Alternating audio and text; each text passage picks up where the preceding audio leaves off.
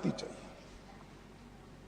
Vote bank की चिंता करे बगैर कठोर फैसले लेने का मादा चाहिए और देश की समस्या ही का निवारण ही अपना लक्ष्य है, इस दृष्टि से काम करने की नीति चाहिए। इसके साथ साथ मोदी जी ने आतंकवाद के खिलाफ जीरो टॉलरेंस को धार देने के लिए कानूनी आधार भी बड़ा मजबूत किया। 2 अगस्त 2019 में एनआईए एक्ट में संशोधन कर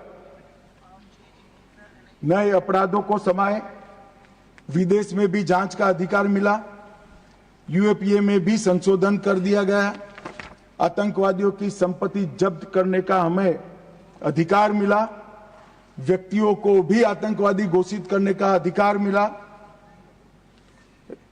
डी रेडिकलाइजेशन के प्रयासों को भी कानूनी ताकत देने का काम हुआ, मैक को रिवैम्प किया गया, मैक के अंदर साइबर सुरक्षा, narco terrorism, gun running, organize crime और उभरते हुए कट्टरवादी हॉटस्पॉट मैक के रिपोर्टिंग का हिस्सा बनाए गए, नेशनल मेमोरी बैंक बनाया गया और नए जो संशोधन करे, मुझे बरोबर याद है कि दिग्विजय जी कहते थे इसका दुरुपयोग हमारे सामने होगा। दिग्विजय जी आपके सामने नहीं हुआ। जब मैं एनआईए का संशोधन लेकर आया तब मुझे बरोबर याद है दिग्विजय सिंह कि इसका दुरुपयोग होगा, आपके सामने नहीं हुआ। हमने 57 आतंकवादियों को आतंकवादी घोषित किया, जिसने देश की सर्वोच्च अदालत में मान्यता दी। 23 संगठनों को माने। हमने अनलॉफुल एसोसिएशन घोषित की और मैं आज गर्व के साथ कह रहा हूं 19 से 24 के बीच में हुर्रियत के सबसे सीरियस टाइप के 14 ऑर्गेनाइजेशन आज 14 के 14 बैन कर दी गए। मान्यवर, हुर्रियत का अस्तित्व जिस हुर्रियत के साथ एक जमाने में बातचीत करते थे, पाकिस्तान के बातचीत करने के लिए मीडिएटर बनाया था, आतंकवादी संगठनों से बातचीत करने के लिए, वो हुर्रियत को हमने समाप्त कर दिया, जमीन के अंदर काटने।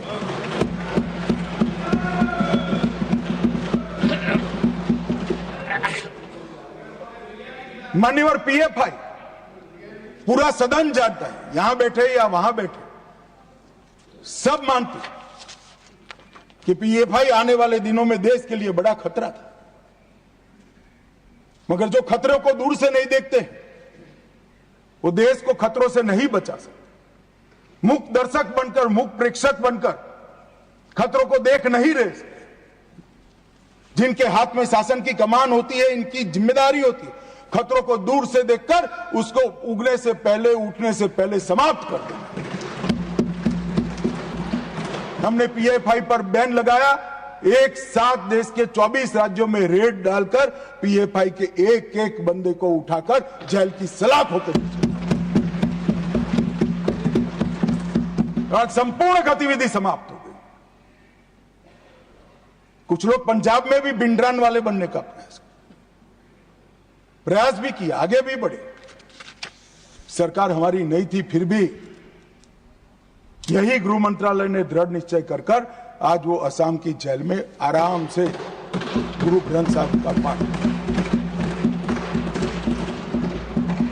ये नरेंद्र मोदी सरकार, इस सरकार के रहते देश पर खतरे राजनीतिक आइडियोलॉजी के कारण पनपने हम नहीं देंगे।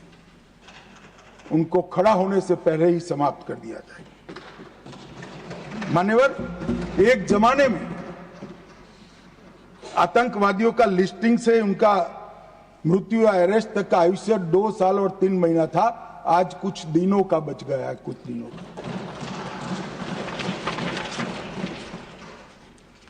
हमने 15 सूत्रीय इंटीग्रेटेड योजना बनाई जिसमें जिहादी आतंकवाद के लिए नॉन प्रॉफिट ऑर्गेनाइजेशन और हवाला, इस पर तवाई की।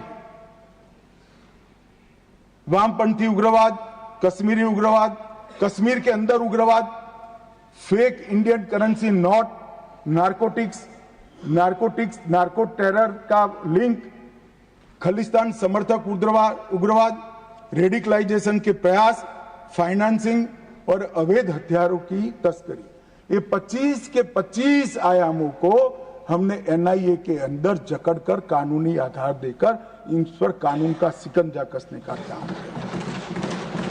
ह्यूमन ट्रैफिकिंग का देश की सुरक्षा के विरुद्ध उपयोग, साइबर आतंकवाद, विस्फोटक पदार्थ अधिनियम का उपयोग, आर्म्स एक्ट में अमेंडमेंट और ये सभी को एनआईए के दायरे में लाने का काम, एक संपूर्ण सर्कल हमने पूरा किया है। जहां से भी देश की सुरक्षा के खतरा हो सकता था, वो 25 की 25 चीजों को एक सर्कल में लाकर एनआईए के अधीन किया है। और मान्यवर, एनआईए में 1244 पद हमने सृजित किए, 16 नए ब्रांच खोले, 2 नए जोनल कार्यालय खोला गया। इसके साथ साथ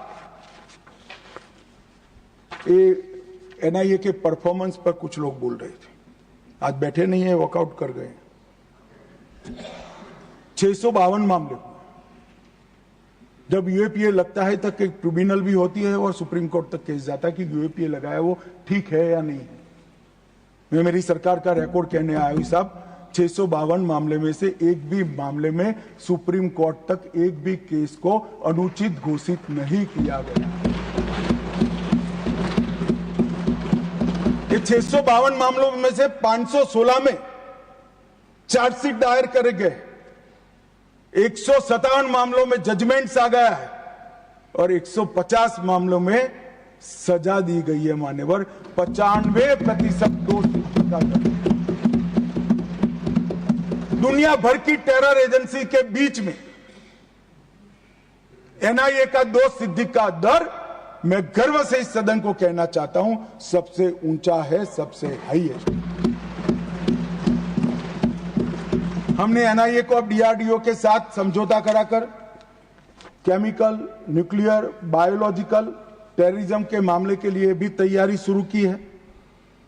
एनआईए के अधिकारों को अंतर्राष्ट्रीय एक्सपोजर देने के लिए एग्रीमेंट भी किए हैं और एनआईए और सेंट्रल फोरेंसिक साइंस लेबोरेटरी के साथ एक अनुबंध खोलकर सीएसएफएल में टेररिज्म के खिलाफ भी एक नया वर्टिकल हमने शुरू करने का काम किया है।